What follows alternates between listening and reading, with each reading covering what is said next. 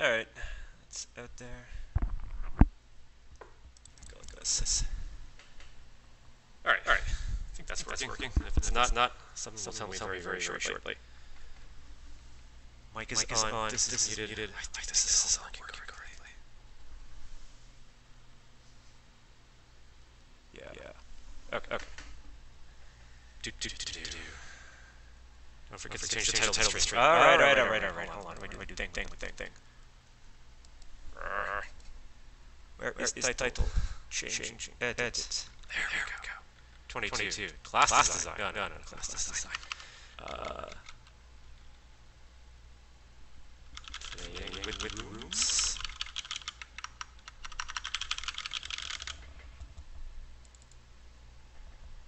There we go.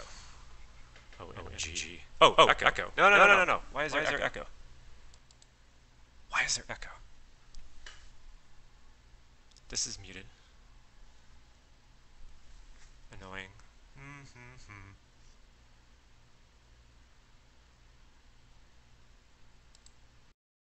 No, that's fine. Recursive Chris. Yeah, indeed. I think I got it. I don't know why there's an echo. I turned that thing off over there.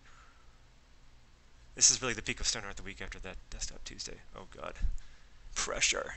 The pressure. Okay, I won't even begin until I know that there's no more echoing. I think I got everything. Every single week, I have to figure this out. Every single week. Is there anything? I fixed the echo. Okay, sweet. Awesome. Okay, and let's get this off the screen. Oh yeah, it is. Look at that. Nice 30 seconds. How many? Yeah, well, this ends when you get to 1 pixel. And let's see, this is a, 720p stream. So 10360, 180, 90, 45, 22. Okay, now you start to decimate. Okay, anyway, let's get this out of the screen. Who is here? Okay, Megashub is here. Awesome. Unfortunately, I broke building. Or I didn't break building. I broke the, I was going to show you guys the progress on the build. Sorry, hold on, gotta get ahead. Let's back up. More building this week. If you don't know, I'm a developer on Stonehearth, although I don't understand why you wouldn't know that because you're here. I work on building. I've been working on a complete sort of redesign and from top to bottom, both on sort of the object level of the building thing, all the way up to like sort of the UX and the way people interact with it. And the last couple streams, I've been working on and demonstrating sort of like where we've been going with the sort of the lower level AI stuff and the building plan and all that. And I think the last stream I was like, okay, things are starting to work. I'm putting all the pieces together, and I think I demonstrated a little a Hearthling trap where Hearthlings would normally get stuck and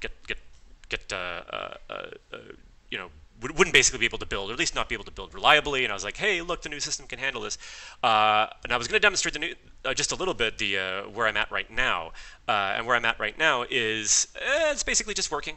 It's pretty cool. It's unsurprising in a lot of ways. Like, you just hand it a building and it just constructs it and it gives you a nice plan. There's still stuff that we can't build, but it's like we could never build it because the Hearthlings don't even know how to build structures of that particular variety. This is more about addressing all the the little inconsistencies and stuff that's supposed to work and then doesn't, but then sometimes does, and like. So unfortunately, I should have given myself more than 5 minutes to get ready. I think we're just looking at like a module conflict or something, but it's just not even running on another branch that I just quickly pulled to. So that's unfortunate, but at the same time, all you would see is like, oh, here's the basilica, and like, you know, oh, it just built, and it just built. It's not even a big deal. It's just, and it does so with actually quite a bit less scaffolding, which is really cool. Probably like a half to a third less scaffolding, which is really nice. Actually, I think also Stephanie has this in some of the Desktop Tuesdays, either the last one that was just posted or the one before that. So I think if you look in some of those videos, you'll see some shots of like this really complicated basilica structure by Cassandra being constructed. But yeah, a lot less scaffolding, and just like by default, we did just sort of fell out of the implementation. So that's really cool. So it's slowly maturing. I wouldn't call it mature right now, but it's like it's like a well-adjusted adolescent right now. So that's cool. Oh yeah, I have a background. I completely forgot. Yeah. This is our flag. This is the Canadian flag. If you did not know that, well, now you know that. And let's see. So cool. That's where sort of the building system is, and like as that started to get to the point where like okay, it's kind of mature. Now what? Now what's the next thing? Well, the next thing is the building UX. So I'm gonna go and let's see. Do I want to do? No, I don't want to do this one first. Let's show you. Let's talk. Let's talk about where we're going and where we're at and where we're going. Oh, Stephanie has posted. Yeah, DT building overhaul. So let's do this. Make, run, build, test. So this is the very first prototype for. Oh, I better show the chat. Very first prototype for this room tool that we've been kind of talking about and working on. The long and short is part of the building UX overhaul is sort of identifying that like people think about structures can think about structures anyway in sort of logical ways, like not just like it's not just voxels, it's not just walls, but like I have a room, I want to put my room over there. That's the carpenter's room, right? And this is going to be like the galley, and then this is going to be the cellar or whatever. And like you think sort of more structurally in terms of that. And we're like, okay, so maybe there's something there. The Sims actually does some similar stuff as well. They have like sort of pre-made rooms that you can just like pull out of the inventory and kind of plop down, and you can buy them and do stuff. And so we're like, okay, let's see how this goes. Let's see how this kind of feels within Stonehearth. Now, there's a lot of potential directions you could go, a lot of potential implementations. So I was like, well, I'm going to just try something. I'm going to do something that's relatively easy to get working and kind of see how that feels and see where that kind of goes. So this is the very, very first tool. This is a couple weeks ago. I'm just going to draw some stuff out, and we'll talk about it sort of as I play with it. So draw thing. I've got 4 walls. Cool. Keep in mind this is super prototypey. Like you see these little nibs on the walls. Those are how you go and you drag the walls around. But like I don't have the time to go and come up with something that looks nice. We just want it to be functional. And so as you start adding rooms, you get this nice sort of overlapping thing going on over here. These rooms are merging. And that's probably what you would kind of expect, and we can talk about sort of the caveats there. But this is sort of the first crack at like let's see what like combining and merging these rooms together. And the underlying representation I chose for this was this sort of volumetric thing where it's like a room isn't really 4 walls and like a ceiling and maybe a floor, or maybe a ceiling and a floor. It's actually like it's just a volume. And then you collide these volumes together, and then you pull these walls out. And this has some very interesting consequences. The first is that you can very easily dynamically change stuff. So obviously you would probably expect this. You expect like the wall to be able to drag back and forth, and you can go and do this and whatnot. But also we can go and we can change the height. So we can just drag the heights over here, and then we can just go and kind of do this. And like, oh, maybe I want this to go down around over here, and then pull this out a little. And that's pretty nice too. So you can very quickly kind of like start fleshing things out and like start kind of blocking out where you want things to go. But we can do even more than that, because we still know that these are volumes. We still know that these are these they all have their own sort of memories of what they are and indeed what they were. So I can just go and I can drag the individual volume out, and I can just start rearranging like this. And like maybe I don't want it to look like that. Maybe I want it to look like this. And like you can just. It's super, super nice and super. It feels really, really great to explore and to just like try stuff and like I don't even want undo yet, because like it doesn't matter. Like it's all non-destructive. I can just go and just move things around and see how they feel and drag them in and out. And like it's all. It just feels really, really great. I really, really like this prototype. And again, it was actually a fairly nice sort of underlying system, underlying model that made it sort of easy to kind of put together. Problems, though. What about lowering the walls? Is there a limit? So this is all, like, don't read too hard and fast into any kind of things over here. There's no real lower limit, but, we probably want to say, like, 2 pixels or 2 voxels high or 3 voxels high. Maybe it's the height of a hearthling will be the lower thing. I don't know. This is all like, let's just see what happens. Let's just see where this is going to go. Ogeister asks, so can you do this with the roof? We have not started the roof tool, but the intention is you will have a thing that you'll just sort of too late already making plans. You can just drag the roof thing onto it, and then drag them around, basically. The same idea where you'd have like control points and you'd be able to just say, I want my roof to go around here, and then I want it to like sort of come out here and whatnot. So yeah, the idea is again, not like grow roofs, not like you have to kind of know what your thing is going to look like. No, it's going to be very, very like dynamic and interactive and whatnot. So my Northern Lights needs high peaks. Yeah, exactly, you want that. Please, not the height of a hearth thing, it needs to be lower. Yeah, I mean, there's no reason. Like, it's totally up to us. The whole idea is that the underlying building system does not care. It doesn't care what a wall is. It doesn't know about wall heights or anything. It's just voxels. So it is entirely within our purview. It's sort of on this side, on the top of this whole stack of technology. We can make it whatever the hell we want. So yeah, we can totally do that. Dungeons would be cool. Can you move the room underground? That is not in scope for what we're doing yet. I don't think there's any, like, okay, more than even underground, I want to be able to stick a thing in, like I want to, like, make a Hobbit home. Like, I want to, like, scope out, like, a home and, like you know, come up with a design, and then just be like, hey, you're going to go inside here. And then they just sort of figure out where to put all the mining stuff. That's what I would like. This is not, we haven't figured this out yet. We haven't scoped how this is going to work. But ideally, it would be something like that. Hearthlings need to get smarter about digging. Hearthlings need to figure out how to, like, dig out large regions and then fill them up with stuff. That's how I think we're going to get to sort of cellars and underground stuff. And then there's more UX as well, because, like, how do you actually, like, show this to the user, and how do you, like if you're just designing here, how do I, like, sort of dig down, open, like, a region to be able to see and to be able to, like, do stuff. Let's get rid of that. I tell you to shut up and take my money, but I already have 3 copies. Okay, don't tip the waiter until you get the food. Yeah, and then you can design it, save it, burr out the area. That's probably the way to do that. Yeah, so anyway, but back to this. So this was like the first hack out, and we were just like, this looks cool, I like this. But what's wrong with it? There's some problems here. Actually, it's funny, I gave this to Mally, our artist. Hopefully you've seen some of the crazy stuff he's done.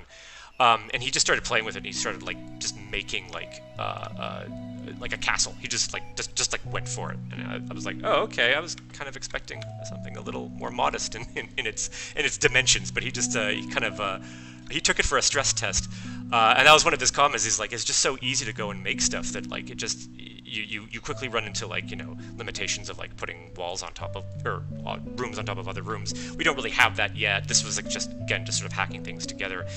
But the real problem, like, was, hold on, is this not, where's my thing? Did I just lose I just lost it? Oh no, it's right over there. So you imagine, you've come up with this shape, you've got this sort of thing, and you're like, well, you know what, I want to push this wall, I got this wall right over here, and I want to push it in. For some reason, I want that. That's the aesthetic I want. I want this to be sort of a narrower walkway over here, and then we're going to keep a little sort of cul-de-sac around here. So you go and you click the nib, and you start dragging, or pushing in this case. And then, oh, what happened? I wanted to, this is a wall, right? I wanted to push my wall in, and then suddenly it's a volume, and the volume is gone. And that's really strange. If you understand the underlying metaphor well, if you understand how this works, and you understand where this is going, you've got it in your head, and you're like, oh, okay. You know, if you've got that mental model, you'll understand this is a volume, it's not really a wall. It went away because I pushed the volume out of the way, so don't do that. And then you can fix this by, like, adding other volumes and moving things around. But we want this to be accessible. We want it to be accessible to everybody. We don't want to limit the power users, but we also want to make sure that, you know, that people that, you know, don't have great 3D intuition, that aren't, you know, like, working in a 3D modeler or designing 3D engines, they can also go and use this. And that was one of the things that I realized, sort of, is that, like, well, okay, Mally really likes this, but Mally's a 3D artist and an animator, and he's a really good one. Huh. This might not be the right test. This might not be the right, you know, group to really go and to kind of, like, stress test this with. But if nothing else, I really loved the direction. And again, just that feeling of being able to kind of play around and, like, just do stuff. Guys says, would you like to hire my mom? She's available. We're going to have to do, I think, some... I don't know if it's going to be really external playtesting. We might just... I think we've talked actually about having sort of, like, we can do a beta branch on Steam, on Stonehearth on Steam. And so people that are like, yeah, we're going to give you a really raw version of this. So, expect things to break. We're not going to give you safe compatibility, but we really want some feedback on, like, what do you think of this UI? And I think we need to get a little bit, well, I think we need to get a lot more secure in what we have, and we actually have to integrate a building system and build things out. But I think you'll probably see that before we actually go and, like, officially ship, all this stuff. So this is prototype 1. And then prototype 1 was like, okay, maybe this is the wrong underlying model, the right idea but wrong implementation sort of thing. And so I went and I did a couple others. One which was very much like a walls are real and you can push a thing and you can pull other stuff, and like it was very, very fragile and very, very difficult, like dealing with walls when you're also trying to pretend that the room is a volume, so that when you shrink things, the floor shrinks and whatnot. Very, very difficult under that sort of model I was trying to come up with. And then Mally actually had one or two interesting suggestions about sort of trying to blend these two things, and that led to a third prototype, which was unfortunately also a dead end. But then that led to number 4, which is like hot off the press. I just got enough working that I'm relatively happy with this and happy where it's gone to. So let's go and try the same sort of stuff again. So same kind of idea here.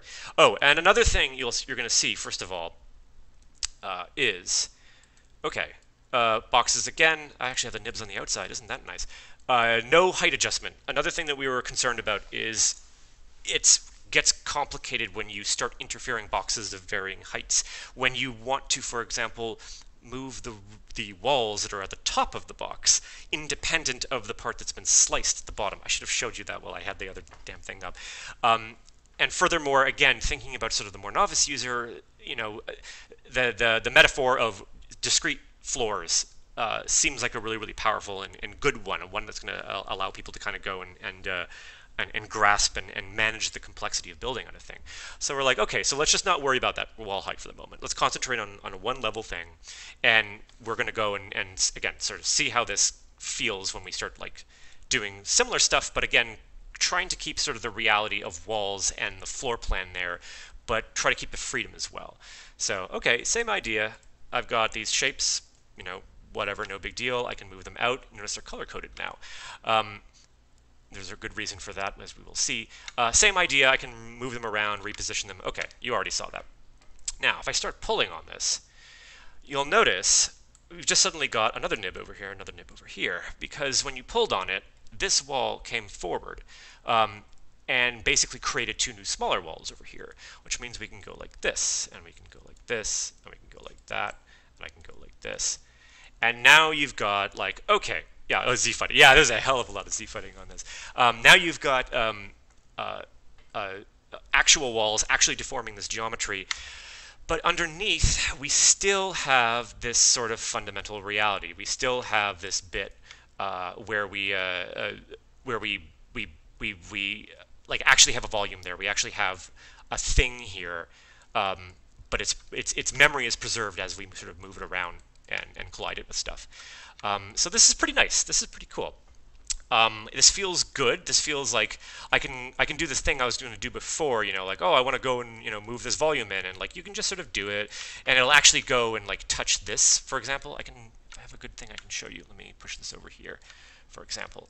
Let's pull this guy in, and let's push this guy in, and it actually affected this volume as well, which is, I think, in my opinion, what you would expect. And then again, but you can still move them around, you can recombine them, you can do stuff like that. So we're kind of going for the best of both worlds. We want the reality of the walls so that you can push them around, but we also want the ability to kind of just drag around these volumes and still use them. And then on top of this, well, what about interior rooms? Well, let's do interior rooms. I'm going to just hold down another key over here. I'm going to hold down Shift, and I can just drag a box out. And there we go. Okay, now I've got like an interior room. And I can just kind of push this guy in, this guy like that. I can pull this guy back, but it's actually gone and pushed. It's left this sort of mark over here. The reason it's doing that is because it's actually going and doing subtractions. It's like you can use this like a cookie cutter almost, and it pulls out pieces. So you would imagine this is where you're going to go, and you're going to like either cut away a piece of the wall to create a little doorway or whatever. So you've got sort of those 2 kinds of elements kind of working together. LensCap says, this is interesting. I see where you're going for it, but I find this much more confusing than the first iteration. Yeah, so this is also not set in stone. This is in fact, literally, you're seeing this just as like the rest of Team Stonehearth is now getting a chance to go and play with this. This is actually also very close to the Sims model. The Sims will go, and actually, let me just get a blank canvas here. The Sims has this thing where when you start placing down, what's it called? Oh, Stephanie says, I've never seen this before. I sent out the email. It's there. You could go take a peek at it right now if you want. Just sync your branch. Where they do the thing where you start planting rooms and they keep interfering with this. Right? CEO is actually giving a speech right now. Did he not know I was doing this? Like we should have collaborated a little bit better. I'm sorry, Brandon. Are there going to be pillars to support a wall? Up in the air. I think we should have both. Like the ability to have pillars or like the columns that we have and not. So I don't think any reason to go and yeah. Oh, and Mugshub says the number and location of handles. Oh, this is like totally like again, this is not only is this a hack, you're absolutely correct. Like there's actually a couple of problems with all these handles.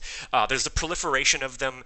There's the conflict between wanting to be able to move the collection of rooms versus the individual ones. Like there is a lot of dense information here. And so that's another thing. Like how do we surface this so that it's like, sort of understandable without like overwhelming. And it's really, really, really interesting the way that like, for example, The Sims just doesn't show you anything until you actively actually select a particular room, and then you get handles, and then only for that room. So yeah, this is like not at all, like no UX pass in terms of actually making this like accessible. It's like this is all sort of the underlying bits, the underlying pieces that constitute all the available options that you'd have. To actually spring this on people, I think would be, again, outside of power users, it would be just overwhelming. Stephanie says, if you could describe the mental model behind this metaphor in one sentence. Again, discrete rooms that can be sort of joined together or sort of create an overarching outer kind of I don't know. I don't know what to call these. These are like this is like the outline. This is the outer room. This is the outer piece, and then this is the interior. These are interior rooms that sort of overlap. And I don't know that we want to do it this way. This actually might be a terrible idea, or not a terrible idea, but a not a good idea, where you might not even want interior rooms. You might want interior walls. Maybe that, like, this is actually a really big, for me, unanswered question is, do we, like if you look at the way Sims works, for example, like, you have these colliding rooms, and they always share walls, and you have to explicitly delete walls between them, and then you can add doors and stuff like that. But that's them, and we are this voxel game, and the proportions for Hearthlings are different, and the way that they build these things are different. So do you need this? Do you want to be able to have interior rooms like this? Or do you just want sort of outlines like this and then be able to go and draw interior walls? That's actually, interior walls and second levels are probably the next things I want to go and kind of poke at. And I'm not sure which is the more important one. They're both. I really want to get to the point where you can like actually build an entire structure, put a roof on it, and then kind of get that feeling, try to feel like, what is it, what was fun, what was frustrating, what matched the intuitions, what didn't. So yeah, so this is like the hot off the press prototype. Not sure, like there are some obvious things, like I want to be able to join these walls, like, don't necessarily want two control handles here. I might want to be able to split these walls so I can just have a little piece over here and kind of pull that out. Is in our interior room sort of the right thing? Being able to do this, like, that's pretty nice, but Hyrule Simbo says, I think extruding walls constantly making new segments will be confusing. What if you could add a segment to a wall? Yeah, exactly. And that's like, you could imagine like an exterior wall, or like like a whatever, like an exterior wall where you just like the current tool, you just drag and drop walls around. But the interior might be like a magnetic thing where like you're moving the thing around and then it sticks to the wall, and then you can kind of pull it out and do stuff like that. What else? So yeah, so that's a definite possibility. Do we lose the slab tool? I'm assuming you mean slab tool. No, we keep slab tool, but it becomes better and more powerful. That is probably one of the last things we work on, just because I think I know how it's going to work. But also, yeah, hire a 75-year-old and hire a 65-year-old for testing. That is actually really, really damn good summation of exactly what we should be doing. Yeah, and yeah, no, that's fantastic. That's exactly like, yeah, we want a range of people. We don't just want 3D modelers. We want to get like just randos who just like, this looks like it could be fun, and then what freaks them out. Um, Kind of like if you were trying to take over the world. Yes, I do want to take over the world. Second level is definitely, but I don't know about inside walls. Seems tedious. Uh, Designing them seems tedious, or actually doing the implementation seems tedious. Yeah, probably a little bit of both. But that's exactly why you want to go and attack that stuff, because like if you leave it too late and it turns out like, oh, interior rooms are the right way to do this, then ugh. I like having rooms inside buildings myself. Okay, see, another opinion there. Considering the DF like stockpiles, have you considered using something similar for rooms, i.e., this is a smith extending the room from the workbench? Not entirely sure what you mean by that. If you consider using similar systems for rooms, this is oh, you mean to mark and demarcate a room, like to be able to go and say, like, drag a thing around and say this is the chamber for my smith, and this is the galley, whatever. As far as gameplay is concerned, Richard is thinking about things about how to like make buildings and sort of emergent behavior, like it'll emerge that this is the galley because that's where all that's where the cooks are and whatnot. I would like to have it automatic as well. We might have to do some assists. We might have. I'm not sure. We're gonna have to see. Like Stonehearth has so many interesting edge cases where like this is obvious. This you could totally have it emergent, and you could also like imagine like some incredibly complicated structure that's like half open and exposed to the outside elements where it's like we can't even figure out where stuff is. But having like actual sort of gameplay elements designating rooms, that's absolutely something we want to be able to have. Megashub says, short answer, yes. I personally would want interior rooms walls, but I'd be happy making them wall by wall. Yeah, so we'll see. Like, again, if I have a palette here, it's like, I can go and go to prefab rooms, and I pull out my carpenter's room or whatever, and it has like doodads on it and whatever, and then to be able to go and drop that inside in the interior and then maybe move that around, maybe that makes sense. But I feel like then to test that, we have to get more fixtures, we have to get other stuff to get kind of done with that before we see how this feels. Will fences be in the building system? Yes, eventually. Fairly obvious, I think. We're just going to have like a drawing tool, and then you'll just draw fences out. There's a lot of difference between a town and a castle. Yeah, exactly. And actually, so like here, here's the cottage. In fact, hold on, let's level up. Let's look into the fancier stuff. Increase city tier. I think that gives me what I want. So like here is a big inn. This is the Black Forest Inn, and like it's small. Like, yeah, be quiet. It's tiny compared to this thing. Like I drew these out in like a couple seconds, and like it's not. We don't need. This isn't a giant sort of castle. And if we look at the interior, like, what do we got? We got like 2 rooms. And we got like kind of 2 rooms, and then there's more details in here. There's more decorations than anything. Like the doodads almost make this more, and like the little touches, on the outside, like having these little bits over here, having the sort of little gateway. Like you could imagine, like there's the little stone seats over there, like that, and like the subtle use of sort of the overhung floor here.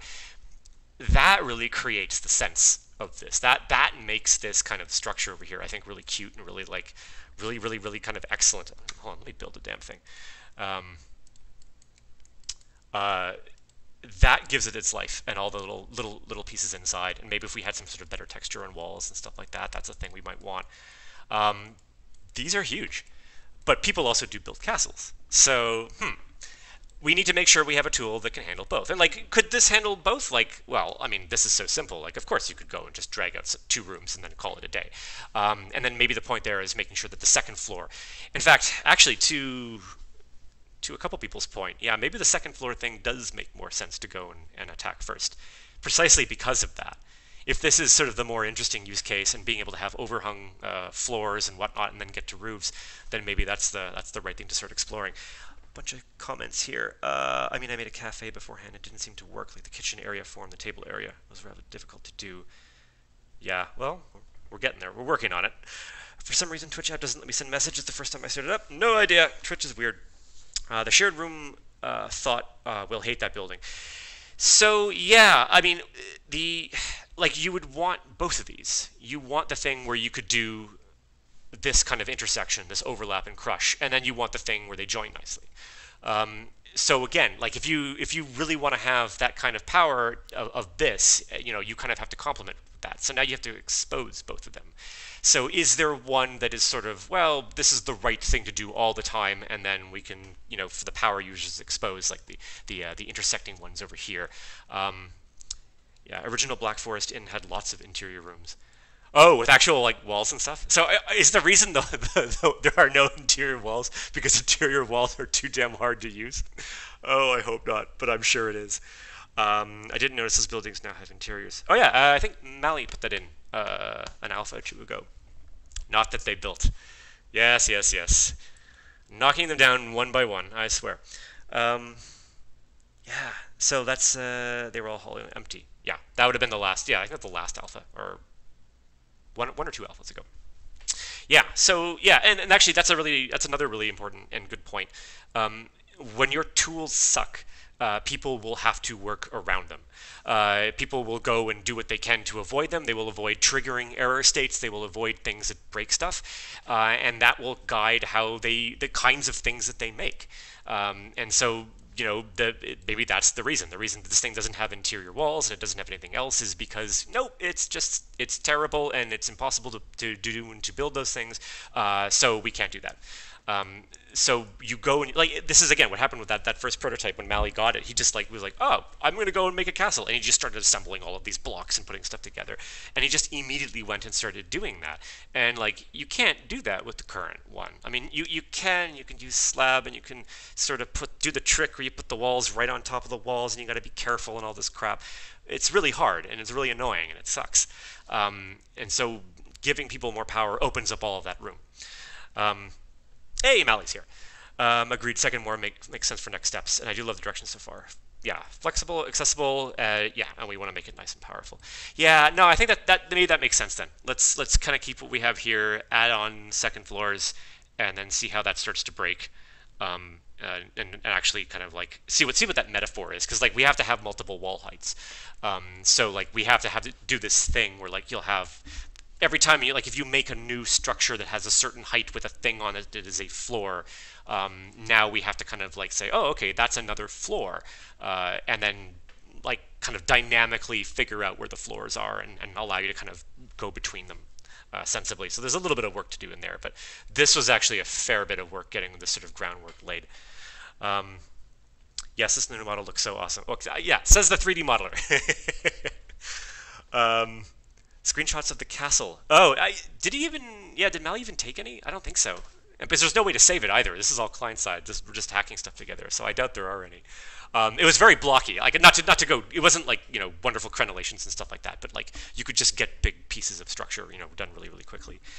Yeah, snipping tool. Yeah. Okay, well. Yeah, I guess we should. We go through prototypes and stuff quickly, and sometimes we miss stuff. It was not a pretty thing. I beg to differ. It was decent. It was certainly more interesting than me dragging out some boxes and crap. But yeah, like if you just wanted to, like if you're just like, oh, I'm gonna go and I'm gonna do my like this is just it's literally like this and then like this and like there's your Black Forest Inn and that's your. Do you want that wall? Actually, that's another good point. Like doing this means I have to know that I want my wall over here. I mean, I can adjust this after the fact and go like this.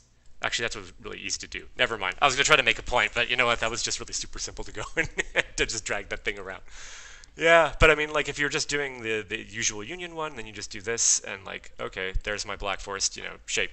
and then like, oh, I'm going to Control C, Control V, boom, I want to put that on a second level, and then like maybe stretch out some walls, and like you should be able to do this in like at least that part of it, without the necessarily the details in like a couple seconds.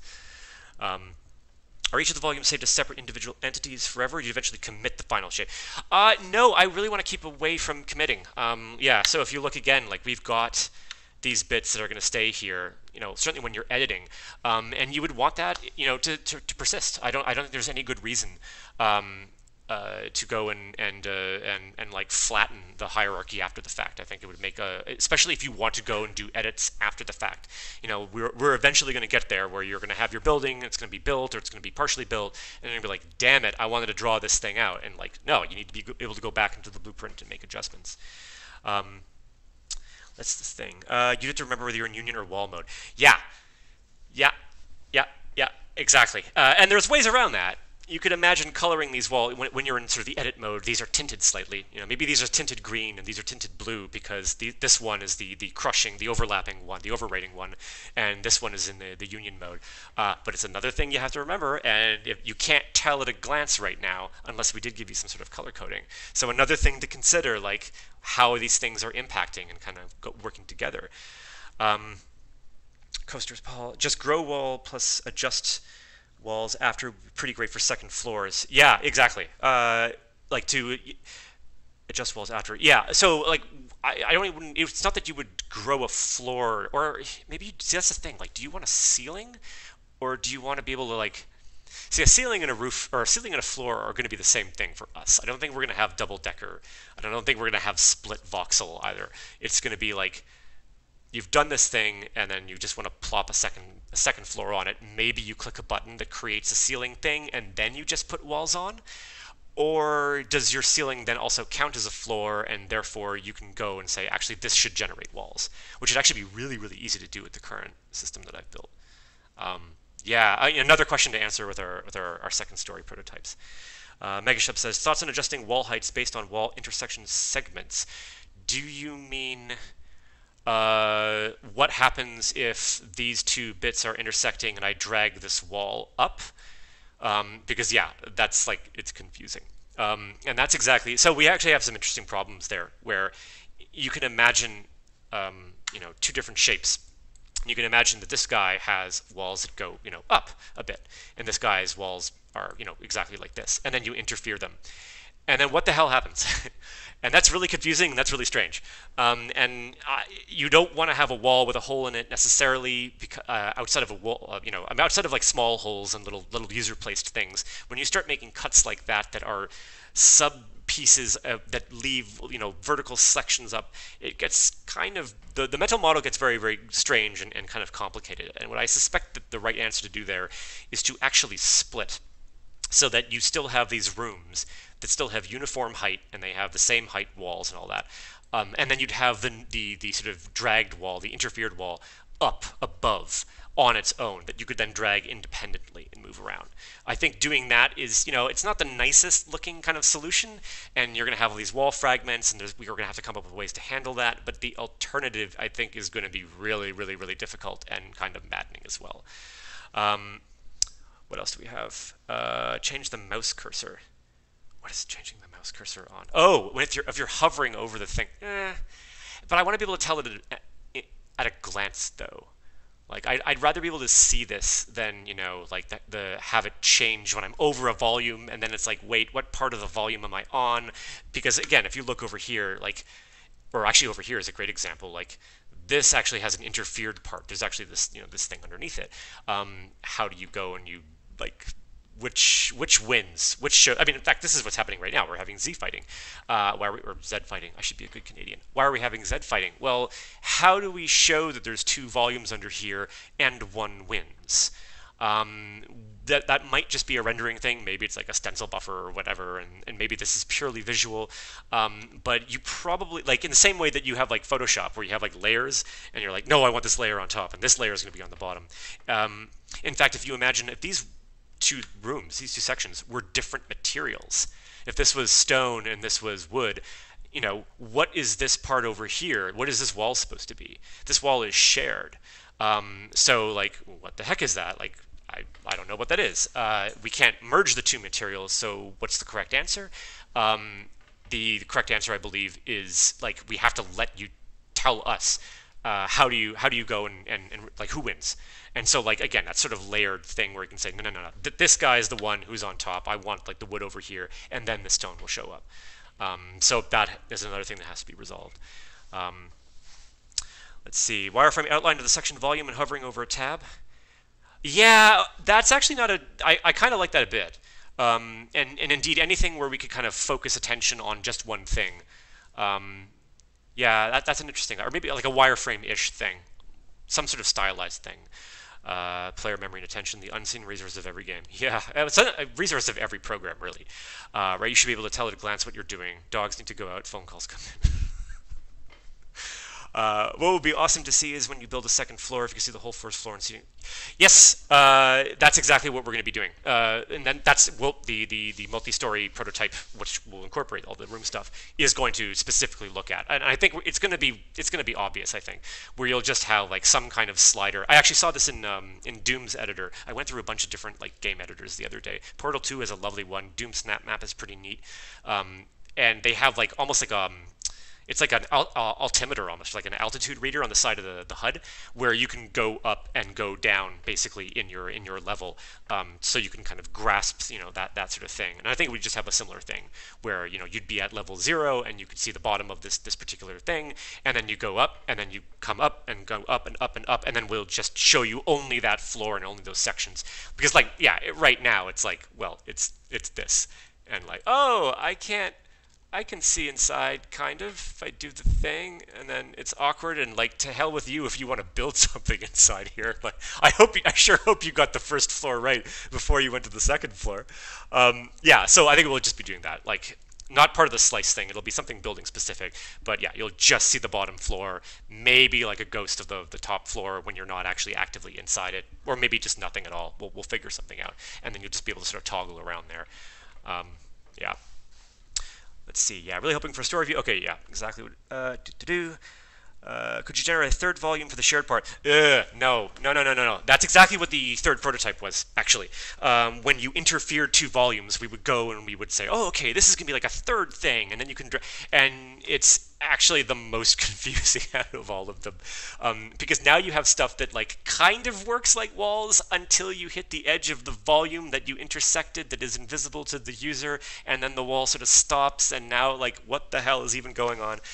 It's a neat idea. It's one of those things that's like, oh, that could totally work, and it actually led to this particular prototype. It's super confusing. Yeah, unfortunately. I do fancy walls for floors of my RC buildings. Are we stuck with having single blend color floors now? Right for now, yeah. I don't know how much Ali has shown of the old. Well, we did some interesting building visualization viz dev stuff a couple months ago. Yeah, I better not talk about it. I don't know if we're ready to like. We're still a while away from talking about the future there, so I'll just leave it at that. This is why I love Stonehearth. The game really is a diamond in the rough. Yeah, diamonds take a long time to form. That might be the metaphor. That's smart going through editors for other games. Yeah, no. People have done so much amazing stuff. There have been some really great things. I love the Portal 2 editor. They did some there's some really obvious pieces of attention to detail that were done by people that like, you can just tell they know their stuff, especially when you start doing this and you start trying to make this yourself and you run into all these problems, and then they're like, oh man, that's an elegant solution, or oh, that's like someone really thought kindly to put a little little duad that I can go and pull on to indicate I could interact with it. There's a lot of like really good work out there that like I want to build on and hopefully expand on. Teach people layers by asking people to name each new room when they drag them out, and only let people raise and lower rooms in a priority list. Teach people layers by naming each room and they drag them out, and then let people raise and lower rooms in a priority list. See, you have to know what the priority... If you're saying what I think you're saying. Oh, I see. Interesting.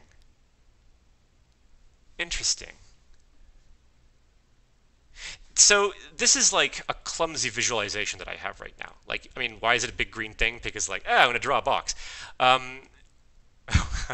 I'm sorry, John.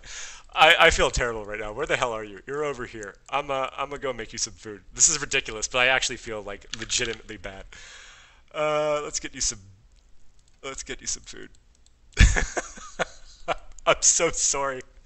And you're only gonna die once I'm done here. You'll be deinstantiated. Yeah, it's a what was I talking about? Like, it's a clumsy visualization where like you can't tell what's going to happen, and this is just because like I want to put down a room. I don't even want to like I didn't want to deal with having like you have to sort of have the logic and the object model for room stuff already kind of ready even when you haven't built the room yet, and I don't want to do that for previews yet, so I was just like, okay, green box, whatever. But having a thing that could indicate when you're dragging this out that it's going to like all these other things, these walls are going to come down, this room is going to subsume the other room, and demonstrate that as you are actually dragging out. Like, yeah, like maybe that's all that really needs. Maybe that's the only thing that we need to go and add. Like, how much of this is no, the model's too complicated, or it's kind of complicated, but you could simplify it doing these other things, versus, oh, if you just did this one thing, if you just went and added, this little bit of as you say, like a method to teach, a method that's going to let you go and like, oh, okay, we're going and we're overwriting this other room. Got it. That might be sufficient. That might help people enough to like kind of understand that there's this thing called a logical room. Yeah. Let's see what else. Haven't played the game in forever. Do we do right-click context menus? Yeah. So I feel like we've avoided those, and we haven't had them for the longest time. And I'll let Nikki be the ultimate arbiter on this. I feel like building is going to end up being one of these things where it's like you need some contextual menus. Being able to like. I want to be able to drag around this entire structure. I don't even have that right now. Versus being able to drag around the individual rooms. Versus I want to be able to go and drag this wall, but actually I want to go and drag all of the walls and move them up, etc., etc. There's so much stuff there that some kind of contextual menu, some kind of contextual thing, is like. You just need to do that. Otherwise, like, what are you going to do? You're going to have a million buttons on the side here. You're going to have 45, hotkeys. Although we will have hotkeys. I refuse to not do this without. It's actually such a pleasure to just be able to use Control and Shift, doing the stuff that I was just showing you. So yeah, hotkeys are cool, but like we want to have the accessible, teachable kind of route as well.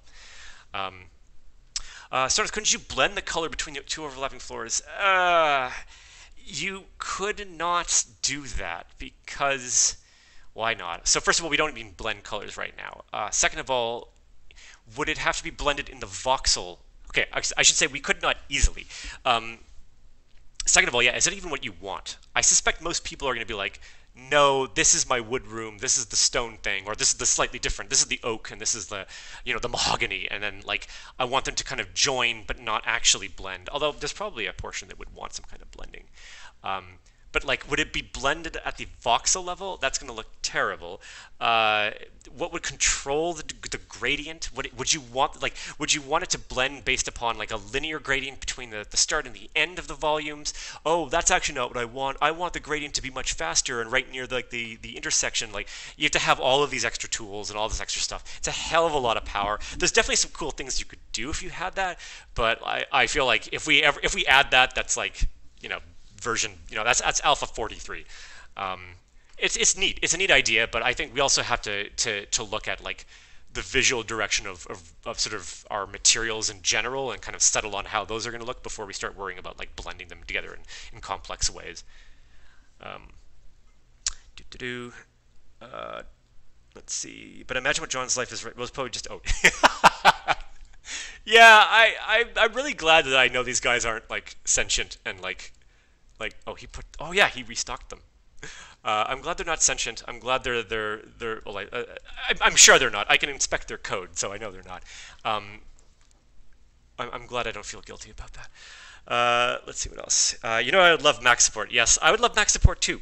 I would really, really love it as well. I have a Mac that's sitting around that's like, why can't you run Stonehearth on me? And I'm like, dude, we have so many things we need to do. I'm so sorry. Wait, material change is odd. I was just talking about display when editing the color-coded floors for editing. Um, but I don't think you would want to blend. I think you would really want, I mean, you want some indication that there's a floor underneath, but that might be sufficient when you're mousing over or something like that, or you're selecting them. I think you really want to know, like if again, the sort of the Photoshop idea, like where you have two different layers and they're overlapping. I don't want to see a blend. I do want to know that there's something underneath, but you can show me in an outline or some other way. I just want to know, like, oh no, it's purple. Purple's winning. Like that's all I want to know. So yeah, I feel like blending could potentially be confusing in that way, because also you'd be blending colors and that might look a little bit strange as well. Um, Let's see. Well, a girl can dream for, I guess, for Mac support. It's not a dream. Yeah, hashtag one day. No, like believe me, we're all behind it. It's just like there's so many other things we got to do, and look at it this way. When it comes out on the Mac, it's gonna be like really really good. It's not gonna be like oh, it's in pieces alpha and there's still things to be doing. It's gonna be solid. So I'm trying to find a silver lining in this particular cloud, in this particular compatibility cloud. Let's see what else here. Working on this game makes it super weird watching Westworld. Everyone's like, "Oh, what's wrong? We don't empathize." Yeah, we're already there. Oh, jeez. What else? What about Linux support? Yeah.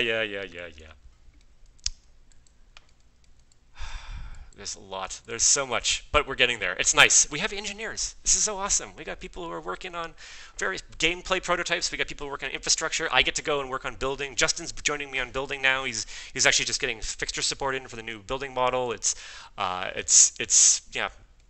nice. No, we have bandwidth to go. And Morgan just joined us, and yeah, it's good. So more bandwidth of engineers means more things we can work on, means Mac support and Linux support becomes a more of a reality. It's still not real, but it's more of a reality. Windows 94 support. Yeah, I don't think so. No Windows 94 support. Can you imagine such a thing? Like 95 was a travesty. I mean, it worked, kind of. You could run Doom in a DOS shell. God. Anything else, though? We're actually just almost out of time over here. Yeah, support Windows 3.1 or DOS. Floor and wall texture color changing should probably be handled after room layout. Yeah, exactly. Definitely. We will. I mean, there's no reason you can't do it before, but like you should absolutely be able to go and just click the thing and change it. Yeah, it was revolutionary. So we will make like large hotels in next game update. I don't know. This is going to be the next update. Hopefully, certainly in the next stream, I should be able to make large hotels and stuff. But that's that's kind of where we're going, is being able to build large structures, build them reliably, allow you to give you the tools that you need to do and to go and like make cool stuff. Doing great, Chris. Not sure if you'd raise any performance concerns in save loading that many individual volumes in a big village. There shouldn't be. Like it's if you imagine, it's not going to be any worse than having a bunch of different small regions as we have them right now. These are actually stored quite efficiently in a lot of important ways. We've got like these are basically just polygons underneath. This is like a 2D polygon that just has some points. And then the walls are implicit in terms of the height, and then we could do a material thing. But like, there's ways to go and make sure like this should not be a concern. We should be able to go and like just that this should just work. If it doesn't, we've done something terribly wrong. Yes, Stody says not the next update. Yeah, sorry. There's still lots to do, and we've definitely got our work cut out for it. But yeah, it's a little bit more. Are you thinking of consoles at all? Not now. No, not until like console is totally off the table until like we do like Mac and Linux support. Like let's do the Kickstarter goals and then we'll talk about other stuff. 3DS recent. How about my GameCube? Okay, this is devolving. What in the hell? Oh God. Yeah. And what about my Nokia Game Boy Color? TI-85? What would be worse? Well, PDP-11. Okay. None of you know what that is, or very few of you know what that is. Megashub says super excited. Yeah, I'm excited too. I really can't wait to get this in people's hands, but also we have to actually have something to get into everyone else's hands. But I think with that, with the with the Sega support and the TI-85 port, I think we're gonna be calling it an evening. So awesome hanging out with you all. I'm glad you're excited. I'm glad you're along with us for this ridiculous journey. Jesus, Tandy T1000 TL is 8088 XT if you want. Great to see the new systems coming along. It's always cool to keep up with the mind of yours. Yeah, well, I'm glad you enjoy it. I like doing this. I like keeping in touch with you guys and gals. I again can't wait to get this to you. It's going to be still a little bit more time as we kind of continue working, but hopefully again even the next stream you'll see a lot more progress. You'll see a lot more things happening, and we'll keep you updated as we keep making our progress. Nice. Rocks and sticks. Yeah. Okay. That concludes the stream. All right. Until next time, ladies and gentlemen. And I don't know who's up next week. I think, or did we have the Europe stream already? Yeah, we probably did. All right. Until my next time, anyway, which is going to be about 7 or 8 weeks. This is Chris of Stonehearth signing off. See you all later. Well, at least it will see you later when I work the damn thing. Ah!